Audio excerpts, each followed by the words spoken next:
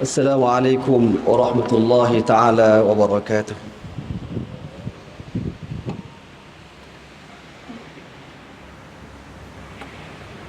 الله أكبر الله أكبر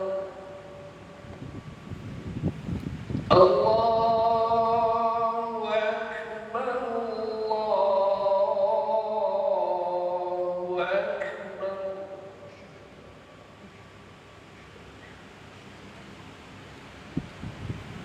أشهد أن لا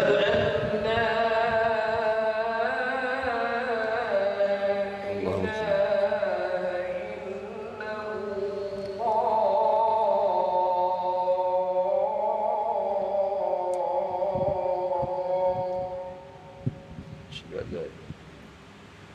أشهد أن لا إله إلا الله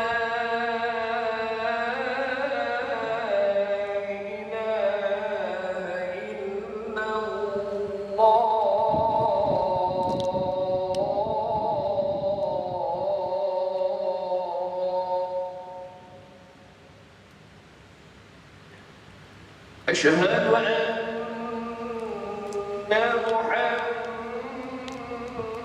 محمدا رسول الله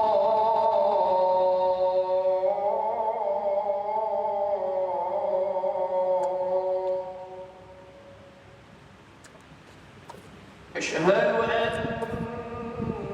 أن محمدا رسول الله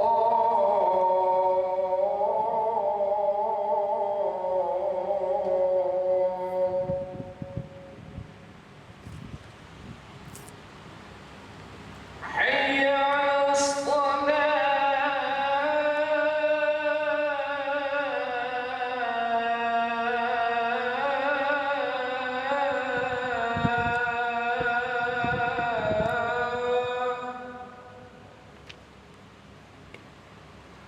حي على الصلاة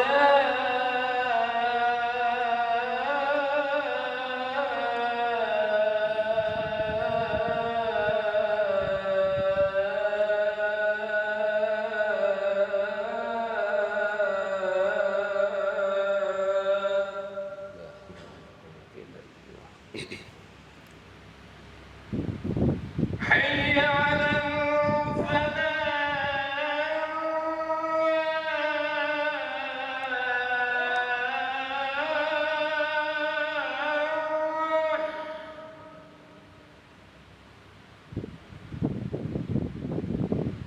حي على الفلاح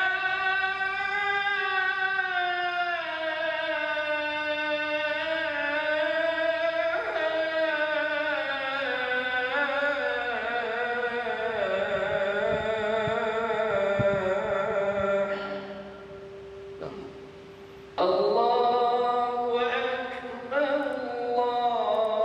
الله أكبر لا إله إلا الله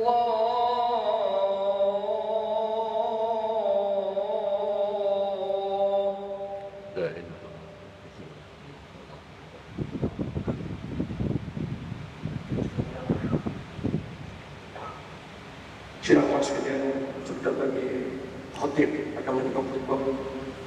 Itu adalah yang ini janganlah cakap. Itu semoga semua kita dapat rahmat dan manfaat dari insya-Allah.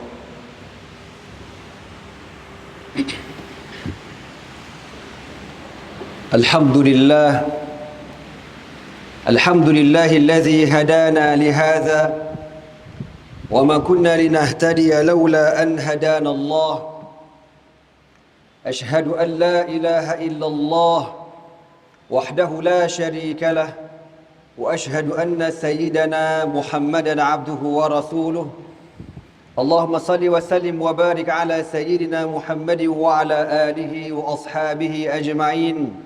أما بعد، قال الله تعالى في كتابه العزيز بعد أعوذ بالله من الشيطان الرجيم: يا أيها الذين آمنوا اتقوا الله حق تقاته ولا تموتن إلا وأنتم مسلمون. Sidang Jumaat yang dirahmati Allah sekalian, saya berpesan kepada diri saya dan kepada seluruh yang hadir pada hari ini untuk sama-sama kita memperbaharui rasa ketakwaan kita kepada Allah Subhanahu wa taala. Lafaz at-taqwa yang diulang setiap minggu di atas mimbar sehingga menjadi rukun daripada rukun-rukun khutbah menunjukkan kepada kita bahawasanya sebagai hamba Allah kita amat dituntut untuk sentiasa memperbaharui rasa ketakwaan kita kepada Allah Subhanahu wa taala. Apakah makna at-taqwa? Imtithalu awamirillah wajtinabu ma naha anhu. Kita melakukan segala perkara yang disuruh oleh Allah Subhanahu wa taala dan kita meninggalkan segala perkara yang dilarang oleh Allah Subhanahu wa taala.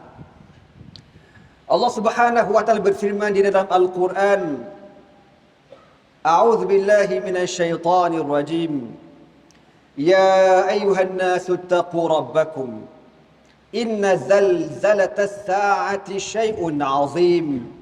Yawma tarawunaha tadhhalu kullu murdi'atin 'amma arda'at wa tada'u kullu dhati hamlin hamlaha wa taran nasa sukara wa ma hum bisukara walakinna 'adzaballahi syadid. Sadaqallahul azim. Allah berfirman, Ya ayuhan nas, wahai manusia, ittaqu rabbakum, takutilah kamu akan Tuhan kamu. Inna zalzalatas sa'ati syai'un azim. Sesungguhnya kiamat merupakan perkara yang amat dahsyat. Sidang Jumaat yang dirahmati Allah sekalian, kita berada pada akhir zaman dan terlalu banyak tanda-tanda akhir zaman yang berlaku sekarang ini. Kalau kita melihat fenomena yang berlaku di seluruh dunia, sebahagian besar Eropah, China mengalami kemarau panjang, kemarau yang amat luar biasa yang tak pernah berlaku sejak 200 tahun sebelum pada ini. Manakala di sebelah Asia ini pula berlakunya banjir, bah dan sebagainya, menunjukkan tanda-tanda yang kita berada di akhir zaman itu amat ketara. Maka sebagai orang Islam yang mana Rasulullah sallallahu alaihi wasallam menyifatkan orang Islam ini sebagai orang yang cerdik dengan syarat apabila mereka sentiasa bersiap sedia untuk berhadapan dengan hari kiamat. Al-kayyisu man dana nafsah wa amila bima ba'da al-maut. Nabi sallallahu alaihi wasallam bersabda, orang yang cerdik, orang yang sentiasa bersiap sedia.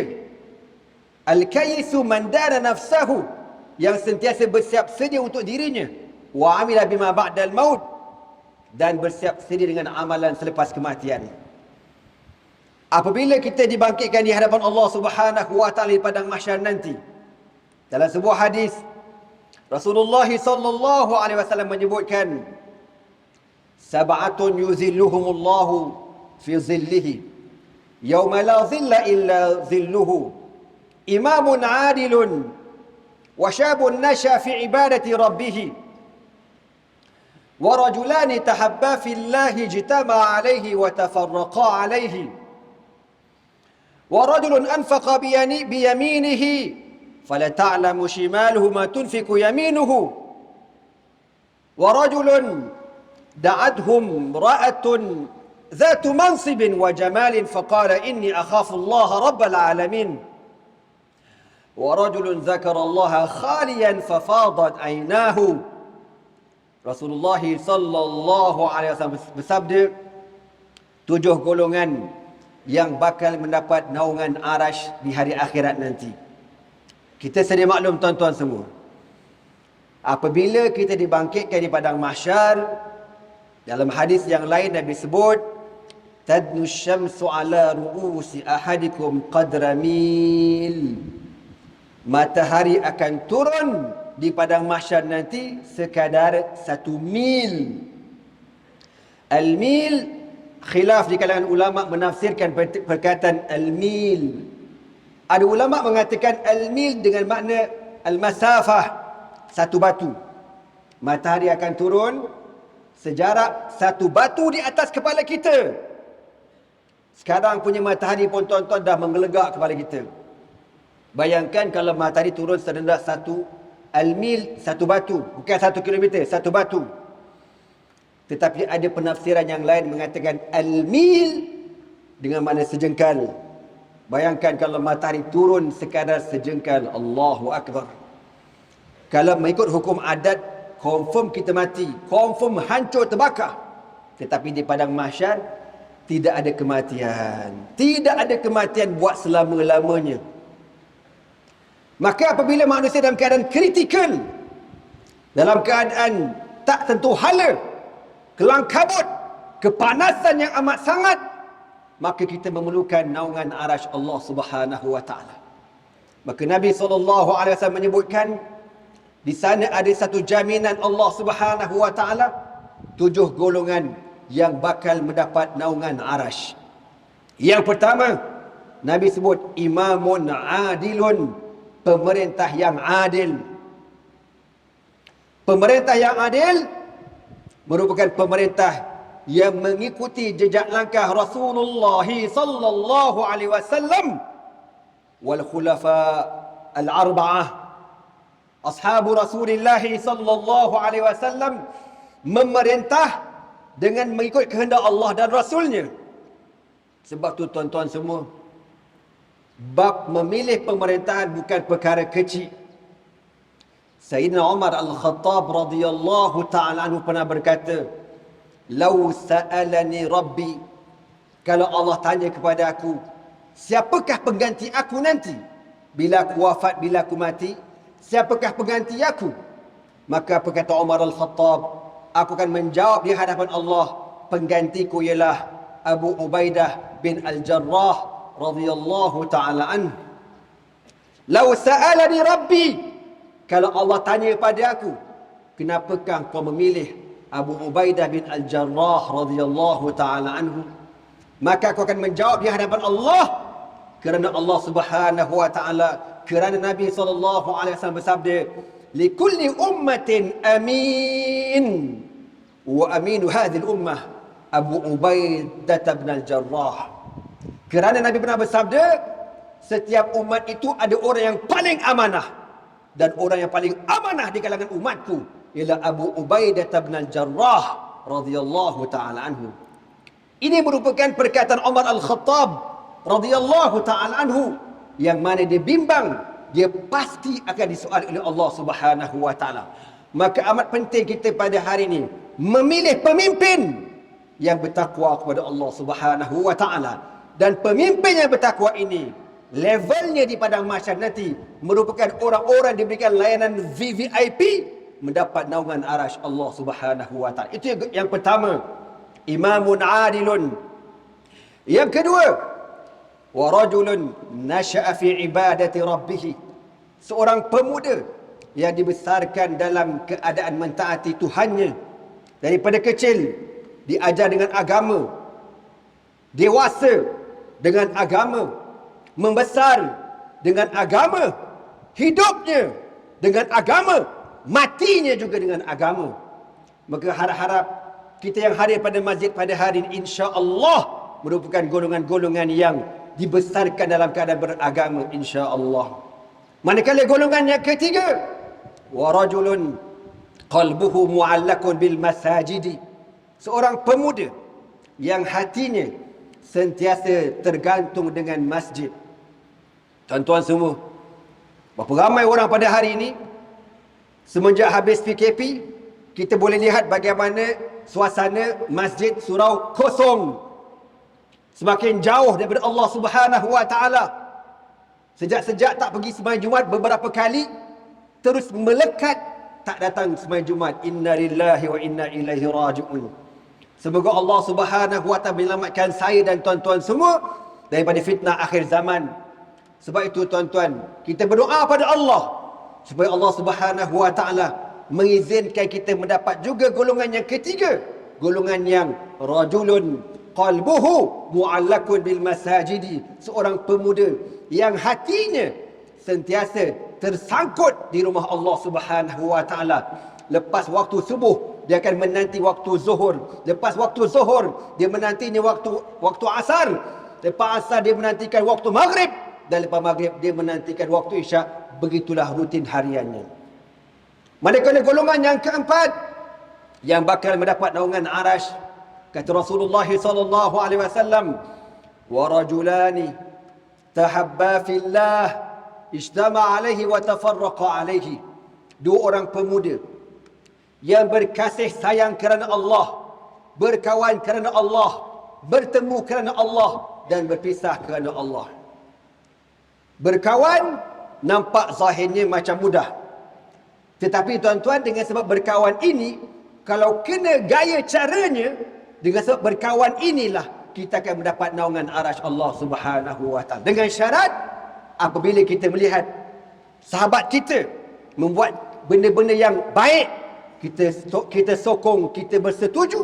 Tetapi apabila kita melihat kawan rapat kita melakukan perkara yang tak betul, perkara yang mungkar, kita tegur dia kerana Allah Subhanahu wa taala, maka orang yang bersahabat kerana Allah dijamin mendapat naungan arash di padang mahsyar Allah Subhanahu wa taala.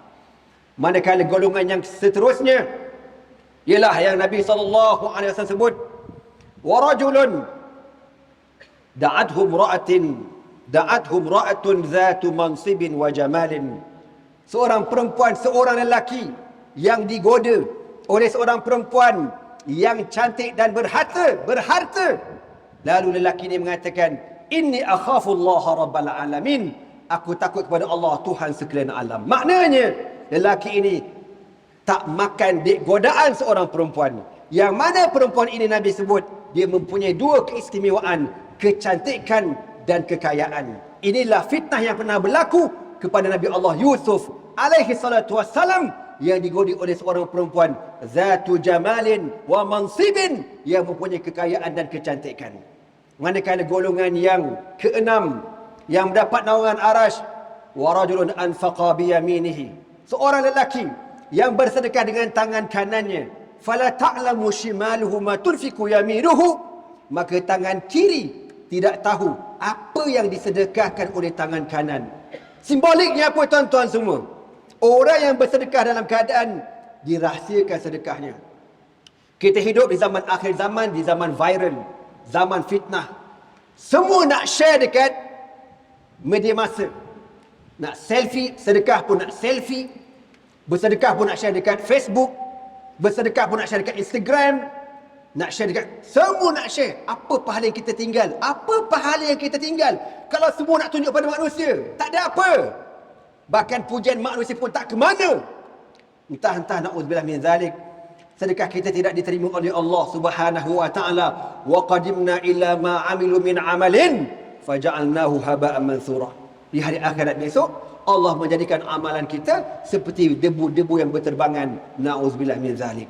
Dan golongan yang terakhir yang bakal mendapat naungan arash ialah Nabi sebut, wa rajulun zakarallaha khaliyan fafadat aynah, seorang pemuda yang dia duduk bersendirian, tiba-tiba dia teringat betapa banyaknya dosanya, betapa banyak kekurangannya kepada Allah Subhanahu wa taala. Fafadat aynahu, mengalir air matanya. Kalau kita tuan-tuan dikurniakan oleh Allah Subhanahu wa taala nikmat dapat mengalirkan air mata dengan sebab ingatkan dosa, itu merupakan satu nikmat yang amat besar oleh Allah kepada kita. Semoga Allah Subhanahu wa taala meletakkan kita di dalam salah satu golongan di kalangan 7 golongan yang mendapat naungan arash insya-Allah. Barakallahu li wa lakum fil Qur'anil azim wa nafa'ani wa iyyakum bima fihi minal ayati wa dzikril hakim wa taqabbala minni wa minkum tilawatahu innahu huwas samiul alim. اللهم صل وسلم وسلم وزد وأتم وأنعم وتفضل وبارك بجلالك وكمالك على سيد عبادك وأشرف عبادك وأسعد العرب والعجم وإمام الطيبة والحرم ومنبع العلم والحلم والحكمة والحكم أبي القاسم سيدنا ومولانا محمد وعلى آله وصحبه وسلم ورضي الله تبارك وتعالى عن كل صحابة رسول الله أجمعين. الحمد لله الذي هدانا لهذا وما كنا لنهتدي لولا أن هدانا الله. أشهد أن لا إله إلا الله وحده لا شريك له وأشهد أن سيدنا محمدا عبده ورسوله. اللهم صل وسلم وبارك على سيدنا محمد وعلى آله وأصحابه أجمعين. أما بعد، فيا عباد الله، أوصيكم ونفسي بتقوى الله، فقد فاز المتقون. قال الله تعالى: إن الله وملائكته يصلون على النبي يا أيها الذين آمنوا صلوا عليه وسلموا تسليما. اللهم صل وسلم وبارك على سيدنا محمد وعلى آله وأصحابه أجمعين. اللهم اغفر للمسلمين والمسلمات والمؤمنين والمؤمنات الأحياء منهم والأموات، إنك سامع قريب مجيب دعوات يا قاضي الحاجات يا رب العالمين. اللهم اجعل هذا البلد آمنا مطمئنا. اللهم أصلح أئمتنا وولاة أمورنا، واشمل اللهم بعنايتك وتوفيقك جلالة الملك مولانا الأمين الكريم السلطان صالح الدين ابن المرحوم سلطان بدر شاه وولي عهده دول yang teramat mulia Tengku Syarafuddin Badli Shah Ibn Sultan Salihuddin وجميع الأسرة الملكية. اللهم وفقهم للسداد وأصلح بهم العباد والبلاد، واجعل التقوى لهم خير الزاد، إنك رؤوف رحيم جواد يا لطيف، يا لطيف بالعباد يا أرحم الراحمين. عباد الله، إن الله يأمر بالعدل والإحسان وإيتاء ذي القربى وينهى عن الفحشاء والمنكر والبغي، يعظكم لعلكم تذكرون.